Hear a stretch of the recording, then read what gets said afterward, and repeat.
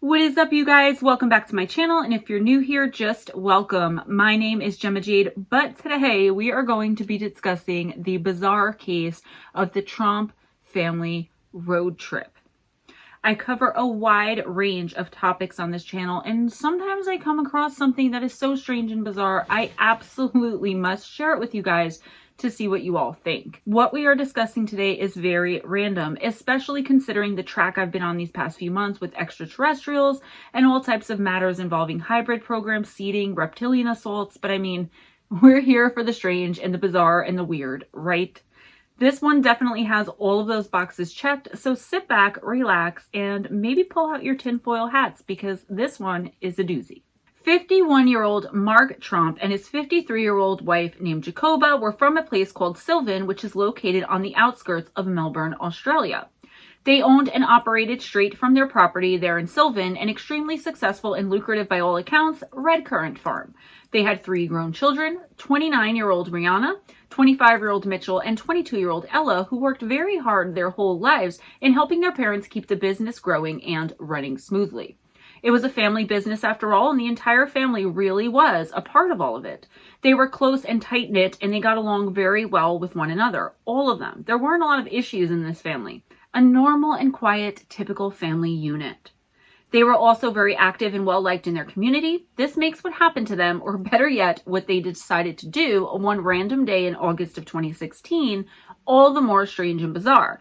It's also quite disturbing and pretty mysterious as well. Kind of just saying. They decided to embark on a family road trip, only what actually took place still baffles not only their family, friends, and the public at large, but the Tromps themselves to this very day.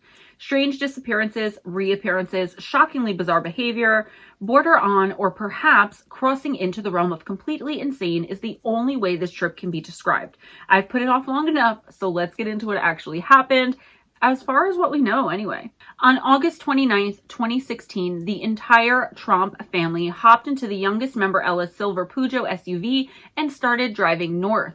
They had no idea why they were headed north or where they were actually going, but nobody really seemed to think this was strange. Once they were unable to be located and nobody had been able to get a hold of them, and once their neighbors and loved ones hadn't seen them for a few days, that's when the authorities were called in.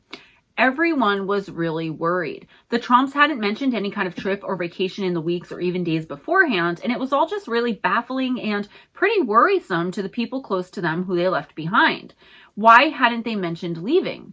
Well, the Tromps themselves didn't seem to know they were going anywhere either until suddenly they were all in the car driving.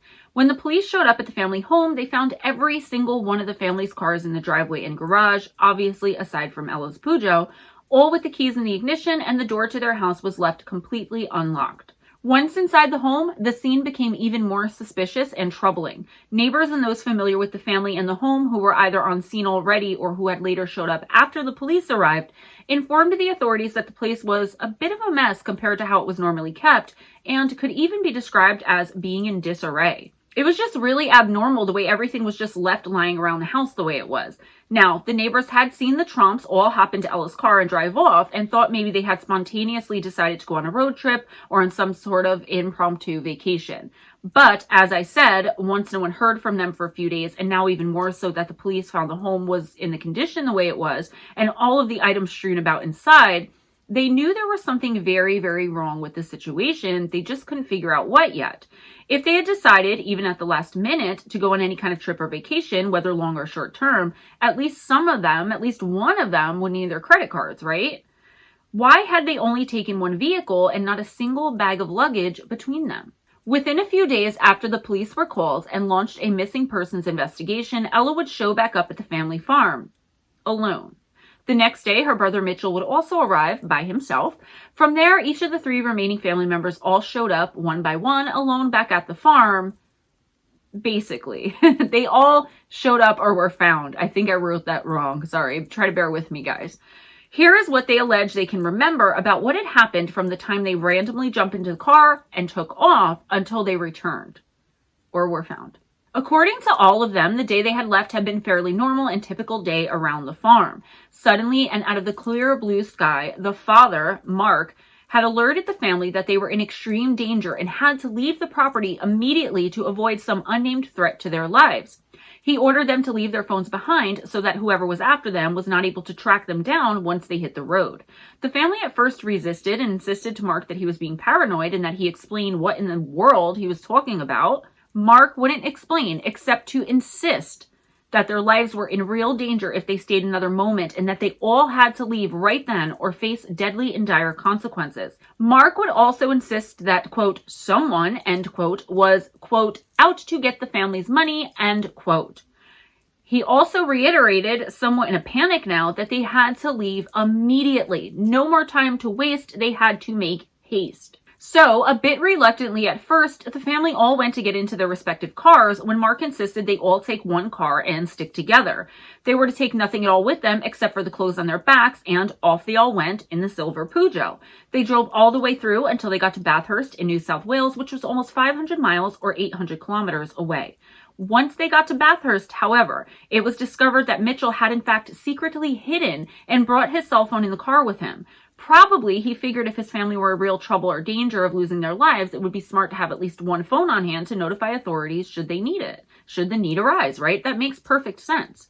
When Mark Tromp found out about the cell phone, though, he completely panicked and was said to have went absolutely berserk. He took the phone and quickly threw it out of the window, all of the while ranting and raving about how they were at risk for having been tracked now by this still unnamed enemy who was hunting the family for their money. I guess throwing the cell phone out the window wasn't enough as far as protection or security measures in Mark's eyes, because after doing this, he decided to leave his family and go off on his own the rest of the way to, well, I don't know to where actually, and neither does anyone else. The rest of the family kept on without Mark, heading east towards a place that was called Jenolan Caves, and I'm sorry if I'm mispronouncing, located somewhere in the Blue Mountains.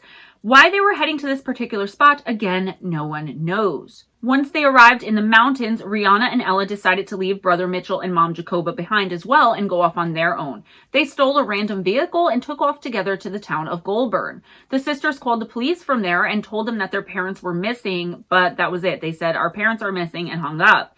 They drove off again, and once they stopped for fuel at a gas station, they too decided to go their separate ways from one another. Ella took off in the stolen car and drove it all the way straight back to the farm. Once she got home and started being questioned by the police, she was said to be very lucid and even normal and couldn't explain the whys of anything that had happened from the time her father had insisted the family take off and leave everything behind until she had gotten back. She seemed to be just as baffled and even amazed at the strange behavior of not just her father, but everyone else in the family as well, including herself. She and her sister hijacked a random car, for crying out loud. That's auto theft. Needless to say, this wasn't the typical behavior of these well-to-do kids from a very well-respected and highly regarded family in this community. The next day, Mitchell showed up back at the farm, and it seems he made it there by taking a series of random buses. Once he was back at the farm, it was as though he, too, finally saw the light and realized how crazy all of this was, but was just as at a loss to explain the family's behavior as Ella was the day before. It was as though getting back to their home had somehow snapped them out of whatever daze they were in, and suddenly they had no idea why they had done what they had done. They were completely and totally dumbfounded and confused. The next Tromp family member to be discovered was Rihanna, but she didn't just casually make her way back home like Ella and Mitchell. A local man, and I'm unfortunately not sure if this was local to the Tromp home or local to where Rihanna was left by Ella, but this man opened up his truck and found Rihanna stowed away in there. Apparently, she was hiding out. Also, unlike her siblings, she was not calm and easy to understand and communicate with. Far from it, actually, as she was completely disoriented and confused. She was said to be almost catatonic, unable to do anything but mutter, mumble, and ramble about how she didn't know who or where she was. She was so bad that she had to be taken to the psych ward at a nearby hospital for treatment. So with Rihanna in the state she was in mentally and emotionally, and with her siblings, despite having returned and seeming to be okay for the most part, none of them were able to shed any light whatsoever on not only what had happened, but where their parents were. What had happened to their parents? The police launched a massive search for the couple, and the story by this time had hit national media and news. There were near constant follow-ups, and the public, mainly the Australians, watched on in shock and awe at what was unfolding before them on their televisions each and every day. People were almost enchanted and entranced by the story and completely confused by it as well. Police did end up searching the Jenolan Caves, but found no trace of either Mark or Jacoba Tromp. So the search continued and went on for a while, and then, suddenly, a lead just as strange and bizarre as the story itself. A young couple from the town of Wangaratta reported being closely followed, almost trailed, by a strange and harried-looking man in a silver Peugeot station wagon, which matched Ella's vehicle, the description of it, that the family had initially set off in. After the man followed them right on their tail for a little while, the couple pulled over and stopped their car, possibly believing the man would just pass them on by. That wasn't what happened, though, as the strange man slammed on his brakes and hopped suddenly out of his car. He proceeded to run towards their car and then suddenly stopped, dropped to a squatting position, which he held for about a minute or two while pointing directly at them. He then got up and took off running like a bat out of hell into the night, directly into nearby Merriwa Park. While there is no way at all to know or verify if this was in fact Mark Tromp, most people, including his family and the authorities at the time, believed that it was. It couldn't be officially or factually confirmed or denied, though. While all of this was going on, Mitchell appeared on multiple national news outlets pleading to the public to help he and his siblings find their missing parents. He really wanted to locate them. When asked what in the world had prompted this extremely bizarre and suddenly random road trip, Mitchell seemed just as confused as those asking the questions. He stated, quote, "I have never seen anything like it. It's really hard to explain or put a word on it, but they were just fearing for their lives, and then they decided to flee. It was a buildup of different, normal, everyday events, just pressure, and it slowly got worse as the days went by. You have a few things, and they do build up. You can get sick in some way," end quote. Side note here, my source material says this is a direct quote from Mitchell, but I don't understand why he's referring to himself in the third person. But I mean, it's just as mixed up and strange as everything else here, so I'll just mention it and move on. He may have been talking in reference to his parents too. Not long after this public plea, there were numerous sightings of a strange man wandering around the streets of Arata in a daze.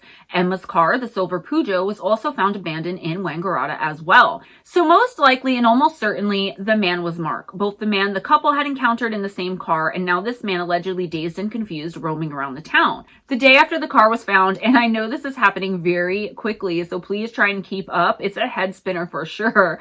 Jacoba Tromp was finally located. She was reportedly in a similar state as her husband and also seen by many witnesses wandering around a town, only she was in the town of Yass, which is just outside of the town of Canberra. She was completely disoriented and mumbling to herself, much like her daughter Rihanna, when she was eventually located a week or so before. She was taken to a hospital nearby, and the doctor's assessment was that her mental health was, quote, wasn't of a good standard, end quote. She either couldn't or wouldn't answer any questions. Where was her husband? When and where did she and her husband part ways? No one, including Jacoba, knew the answers to these questions, and honestly, to this day, still nobody knows, including them. The authorities increased the amount of volunteers and searchers throughout the area where Mark was reportedly and allegedly at this point last seen near Wangaratta, and eventually they did find him.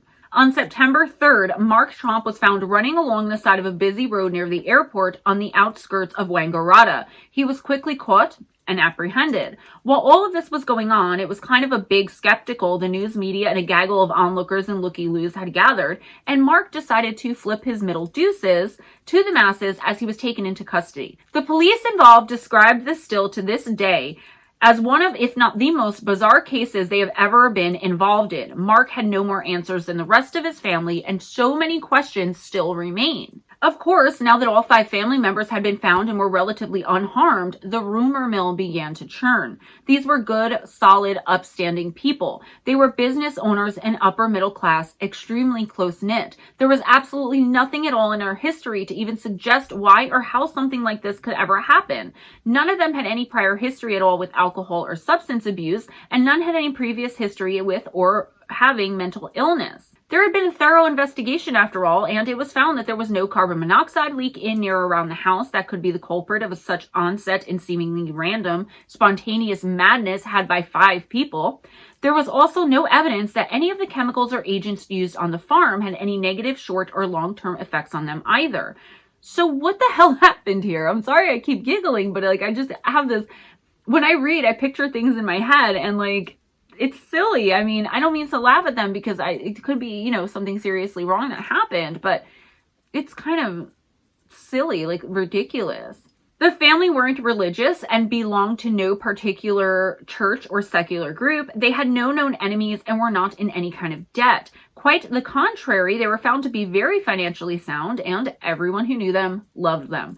So why and how had Mark become so fully convinced that some unnamed and unknown enemy was after the family and, more specifically, their money? It's still completely unknown, though there is speculation aplenty of why Mark just suddenly snapped and had this sort of mental breakdown or meltdown and insisted they all go on this weird adventure for equally odd and bizarre reasons. So the main theory in all of this was that the entire family was suffering from something called folie à deux, which translates to madness of two, and I'm not French, guys, sorry. This is a rare and almost unheard of, as in it's extremely uncommon, and a collective delusion by two or more people who have a very close and tight-knit relationship. So, essentially a family of 5 who work together and spend most of their time together. A set of twins are assumed to have had it once, which if you guys want, I'll discuss that madness in another video. That was almost probably more insane than this one. It could be a romantic couple, best friends, etc., etc.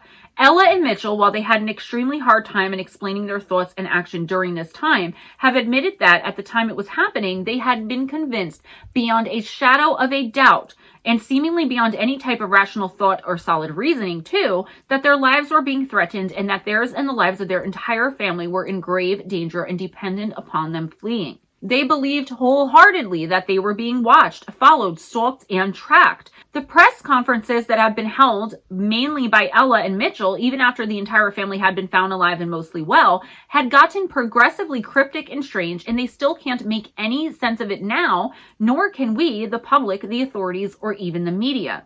Mitchell once stated during one of these press conferences, quote, "I just had to go with the family because I wanted to see where they were going. I couldn't leave them. It's very confusing. I still feel confused. I think our state of mind wasn't in the best place. And yeah, I can't even really, there's no reason for it. It's bizarre.